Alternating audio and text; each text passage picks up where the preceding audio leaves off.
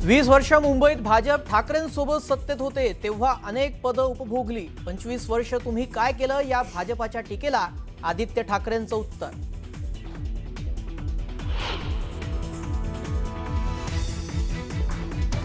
एक सीएम आणि 2 डीसीएमनी मिळून पैशांचा माज केला। बिनविरोध निवडणुकीसाठी हत्या केल्याचा आदित्य ठाकरेंचा आरोप।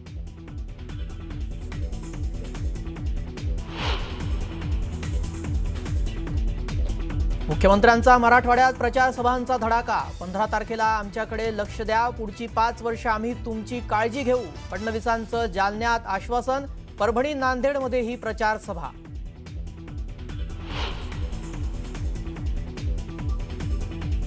अविनाश जाधव यांनी घेतली निवडणूक आयुक्तांची भेट। बिनविरोध पॅटर्न विरोधात आयुक्तांकडे केली तक्रार, तर चौकशी पूर्ण होईपर्यंत निकाल राखून ठेवा, अविनाश जाधव यांची मागणी।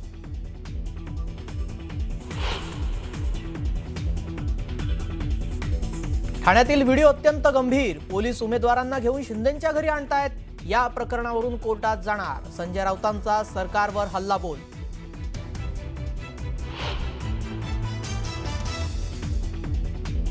नवनीत राणांच्या वक्तव्याची ओवेसींकडून खिल्ली। तुम्ही 4 नाही तर 8 मुलं करा, आम्हाला काय करायचंय? ओवेसींचा टोला, तर ओवेसींना पाकिस्तानात फेका, राणांचं प्रत्युत्तर।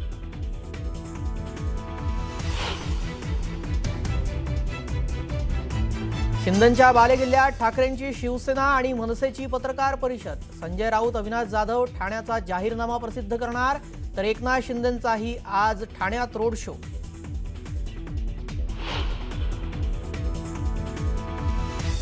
चिपळूणमध्ये कृषी महोत्सव कार्यक्रमात नारायण राणेंना कार्यक्रमात आली भोवळ। राणेंची प्रकृती स्थिर असल्याची आयोजकांची माहिती।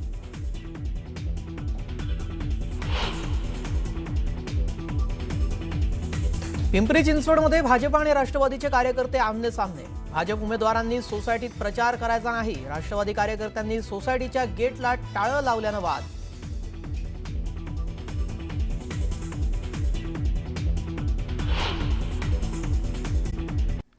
पिंपरी चिंचवडच्या प्रभाग क्रमांक 16 मध्ये निवडणूक प्रचाराला चांगलाच वेग आलाय। रविवारी सुट्टीचा दिवस आहे, त्यामुळे शिवसेनेच्या उमेदवारांकडून रविवारी जोरदार प्रचार केला गेला। किवळे गावातील मारुती मंदिरात प्रचाराचा नारळ फोडण्यात आला। घरोघरी मतदारांच्या गाठीभेटी घेतल्या गेल्या। यावेळी मतदारांनी जागोजागी 4ही उमेदवारांचं औक्षण केलं। विजयी होण्याकरता त्यांना आशीर्वाद दिले। प्रचारात उत्साहाचं वातावरण बघायला मिळालं।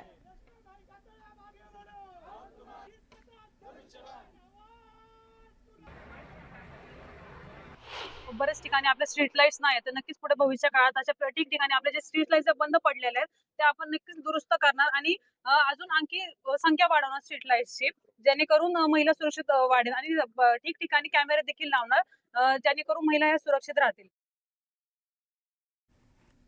बातमी डोंबिवलीतून आहे। डोंबिवलीमध्ये काही प्रभागांमध्ये युतीमधील भाजप आणि शिवसेना या 2 पक्षांमध्ये लढत होणार आहे। या प्रभागामध्ये मैत्रीपूर्ण लढती होतील असं भाजपचे कल्याण जिल्हाध्यक्ष नंदू परब म्हणाले। या ठिकाणी अंबरनाथ पॅटर्न राबवला जाईल असा थेट इशारा नंदू परब यांनी दिला। त्या प्रभागामध्ये हट्ट, फक्त हट्ट, बाळ हट्ट यासाठी इथे या पॅनलमध्ये युती झाली नाही। आमचे उमेदवार मंदारजी असतील आणि त्यांच्या ताई असतील, हे ताई जेव्हा फॉर्म भरायलाच गेले त्या ठिकाणी शिवसेना पार्टीचे 4ही उमेदवार फॉर्म भरत होते। फक्त बाळ हट्ट यामुळे त्यांनी ते फॉर्म भरले। आम्हाला सांगितलं गेलं होतं की समजूत काढून आम्ही नंतर पाठी घेऊ, तसं झालं नाही आणि त्यामुळे माननीय चव्हाण साहेब आणि खासदार साहेब यांनी एकनाथ शिंदे साहेब यांनी ठरवलं की या प्रभागामध्ये मैत्रीपूर्ण लढत करायची। विकासाच्या जोरावर पिंपरी चिंचवडमध्ये भारतीय जनता पार्टीला यश निश्चित मिळेल असा ठाम दावा केला भाजप आमदार शंकर जगताप यांनी। प्रभाग क्रमांक 16 मध्ये भाजप आरपीआय युतीच्या उमेदवारांच्या प्रचाराकरता ते गेले होते। त्यावेळेला पत्रकारांनी त्यांना प्रश्न विचारला।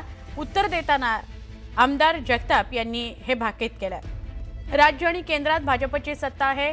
विकास कामांच्या बळावर पुन्हा एकदा महापालिकेत सुद्धा भाजपचं पारडं जड राहील असा विश्वास त्यांनी व्यक्त केला। पूर्ण पिंपरी चिंचवडमध्ये हे वातावरण भारतीय जनता पार्टीमध्ये झालेलं आहे। प्रभाग क्रमांक 16 मध्ये आरपीआय आणि भारतीय जनता पार्टीची युती आहे। आणि आमचे चारही उमेदवार हे भरघोस मताने निवडून येतील.